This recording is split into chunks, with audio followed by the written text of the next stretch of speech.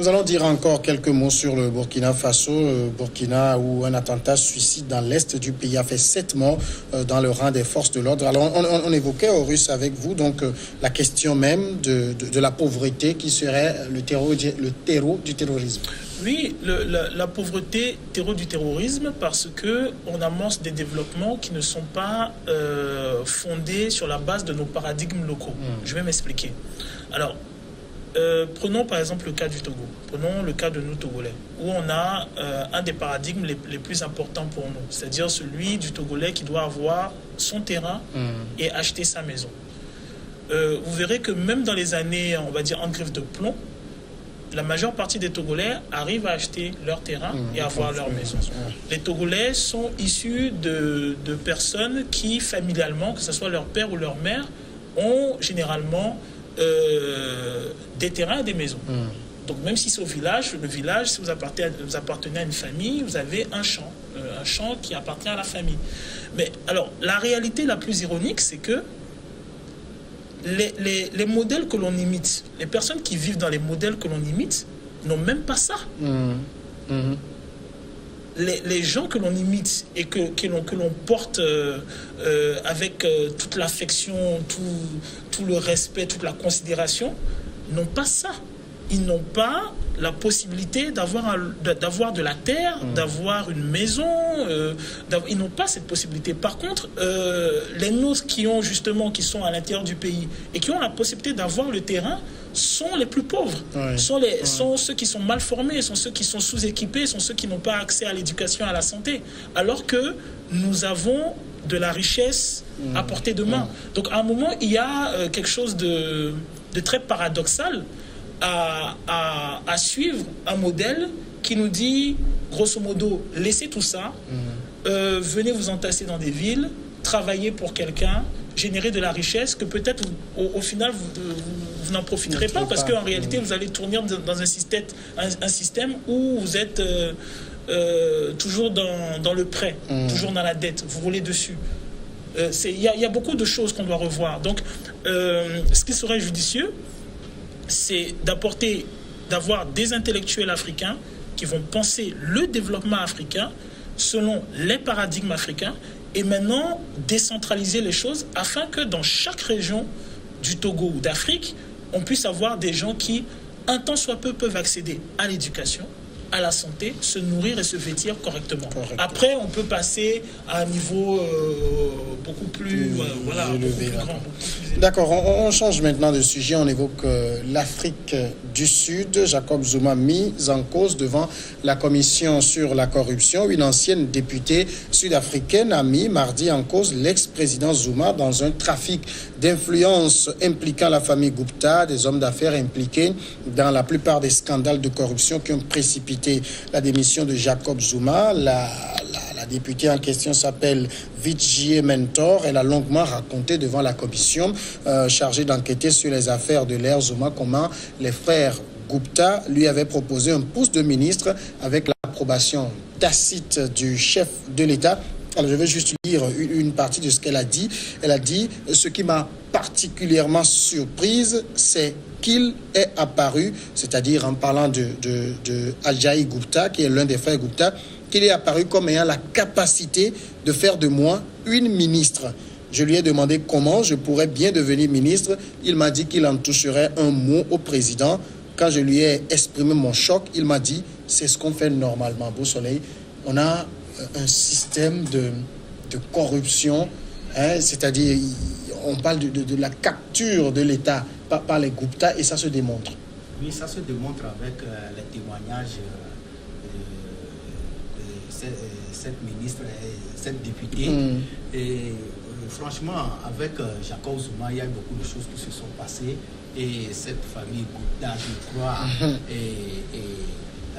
s'est accaparée ou bien a eu beaucoup d'influence sur même le président de la République lui-même et pour pouvoir agir en toute impunité quand Jacob Zuma était aux affaires. Et c'est déplorable.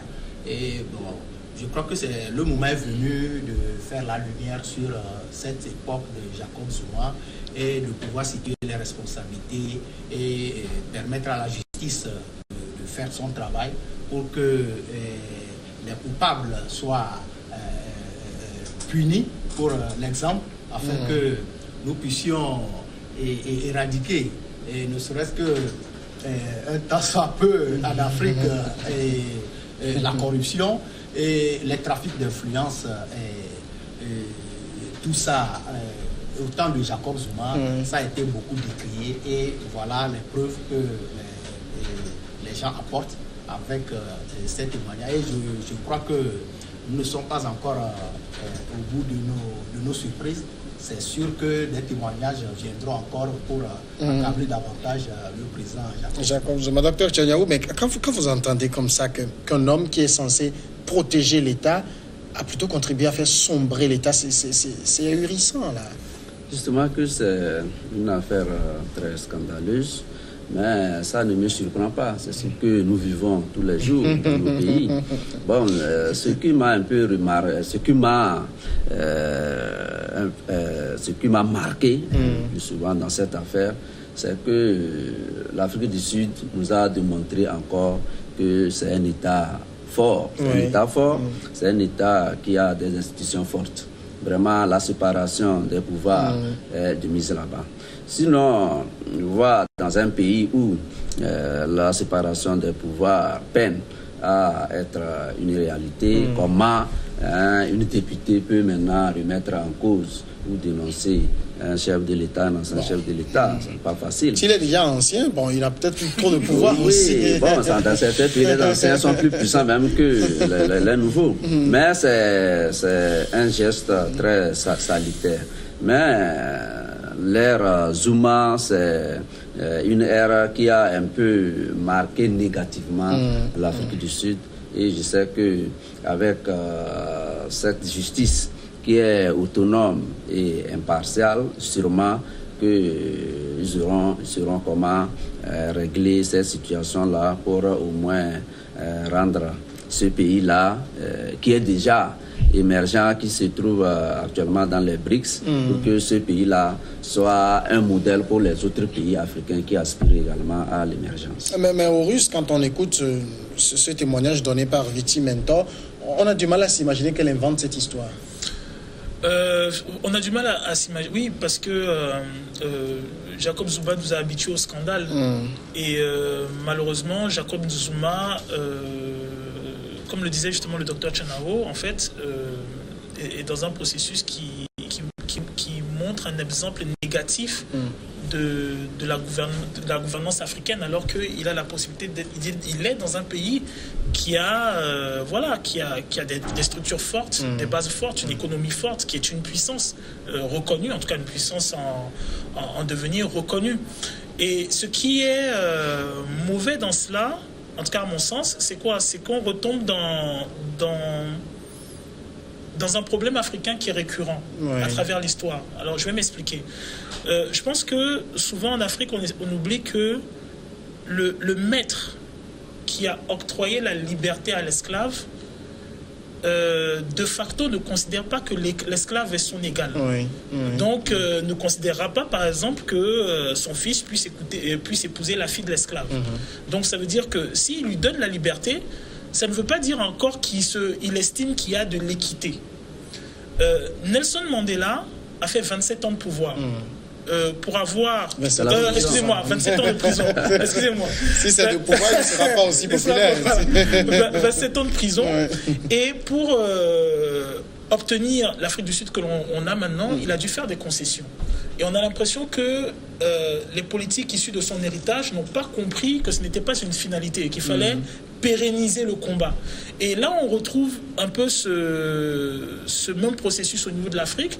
On va l'observer, par exemple, aux États-Unis avec les Noirs américains, après la guerre de sécession. Ils l'ont pratiquement en 1860 et quelques, 63, 64, je ne me souviens plus. Et ils attendent 100 ans. C'est-à-dire, ils pensent effectivement que oui, la guerre de sécession est venue, on est libéré, on a l'équité des droits. Et ils ont Jim Crow et ils attendent 100 ans pour avoir les droits civiques. Et actuellement, on se bat encore pour qu'il il y ait une équité entre noir les et peuples. blanc. Ouais. On a les indépendances africaines. Je me rappelle, Alpha Blondy a chanté d'ailleurs un morceau dessus, les indépendances tcha-tcha.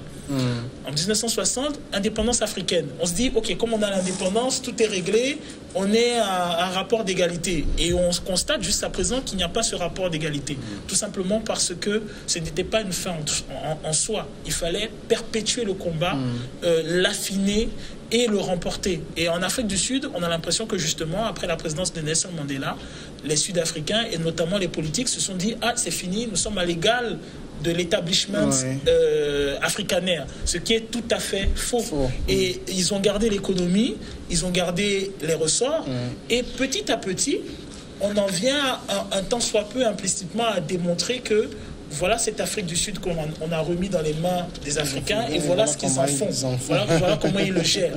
Et on a une génération, je vais terminer avec ce point-là, on a une génération qui n'a pas connu l'apartheid, qui est née dans les années 90 et qui maintenant a 20 ans, qui va voter et qui ne sent pas ce lien avec l'ANC. Donc, il faut qu'à un moment, les Sud-Africains, en tout cas les Sud-Africains noirs, redresse la barre, parce que ce serait dramatique que l'on ait au retour des affaires des présidents blancs. Alors, Beau Soleil, quand on écoute Taurus, on peut se dire quand même finalement que ici on a un président qui est sud-africain et qui confie son État à des Indiens. Le noir est finalement le malheur du noir. Oui, au fait, il faut se poser la question de savoir si leur relation a commencé même quand Jacob Zuma est arrivé au pouvoir. Je dis non, peut-être que même avant d'arriver même au pouvoir, cette famille-là l'a soutenu. Et à un moment donné, il faut le retour de l'ascenseur. Il faut récompenser. Il faut le récompenser. Ils ont exagéré. Et franchement, cette période de gouvernance de Jacob Zuma a mis en mal et l'Afrique du Sud en général, mais aussi surtout l'ANC. Et vous allez voir qu'en ce moment même, Jacob Zuma est seul, parce que son parti a été aussi, ses actes ont sali l'image du parti. Et le parti s'efforce maintenant, parce qu'il y a des élections qui arrivent, le parti s'efforce de laver cette image qui a été salie par la gouvernance de Jacob Zuma. Et Jacob Zuma se retrouve seul parce qu'il n'a même pas ses anciens compagnons derrière lui. Il a été lâché pour pouvoir laver l'image du parti et il va se défendre seul. Et c'est de bonne guerre que l'Afrique du Sud, il y a une Afrique du Sud qu'il faut repenser, parce que l'héritage de Nelson Mandela n'a pas été bien géré. Et le président actuel apparaît comme une alternative pour l'ANC, pour pouvoir remettre les pendules à l'heure et évoluer. Donc ils ont intérêt à ce que la justice aille jusqu'au bout pour que l'Afrique, le peuple sud-africain puisse encore renouveler sa confiance à l'équipe de l'ANC actuelle. Aux prochaines élections. Alors, il y a aussi un témoignage rendu par une ex-ministre la semaine dernière, Nsebisi Jonas, qui a raconté comment les Gupta l'avaient menacé de mort s'il révélait la rencontre au cours de laquelle il lui avait offert une promotion ministérielle. Alors là, ce qui est dangereux, c'est de voir que Jacob Zuma était un président, mais une sorte d'épouvantail qu'une simple famille pouvait agiter et il obéissait au doigt et à l'œil. Justement que tout dépend de la relation qui existe entre le président Jacob Zuma et la famille en question. Vous savez que dans ça veut dire aujourd'hui qu'on doit se méfier des relations même amicales entre nos dirigeants et des hommes d'affaires? Justement, on doit se méfier parce que les hommes d'affaires, le milieu des affaires, c'est ça. Hein? Il n'y a pas de sentiments, il n'y a pas de... c'est les intérêts ou rien. Mais pour revenir un peu sur ce que disait M. Horus, je ne vois pas qu'il y ait un problème du fait que Jacob Zuma acceptait de remettre le pays entre les mains des Indiens ou quelque chose comme ça, leur donner des faveurs. je ne vois pas que ça soit un problème, étant donné que l'Inde, c'est un pays émergent, tout comme l'Afrique du Sud. Ils sont tous ensemble dans le BRICS. Et nous savons que Gandhi avait également séjourné en Afrique du Sud là-bas. Il avait aidé même les Mandela à combattre l'apartheid là. Et je me dis également que après la chute de l'apartheid, après le passage de Mandela qui a marqué positivement ce pays-là, il y a Thabo Mbeki également qui a fait son travail.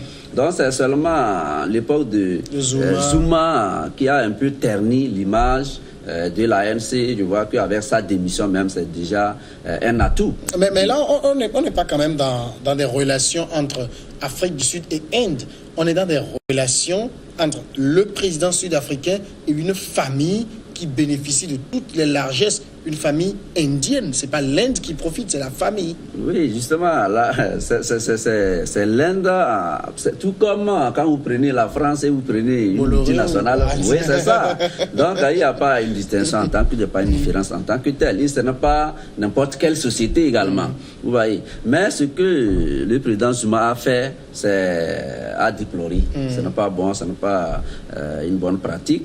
Mais les affaires sont toujours les affaires. Je me dis que si la société a exagéré dans ses relations avec peut-être les dirigeants, les gouvernants, et que le ministre également et le président à l'époque également a failli à sa mission, mais cela ne remet pas en cause du fait que l'Afrique du Sud soit liée ou bien l'Afrique du Sud cède certains marchés ou quoi que ce soit à cette société indienne. Je me dis que c'est la coopération sud-sud et c'est ce qui est recommandé même.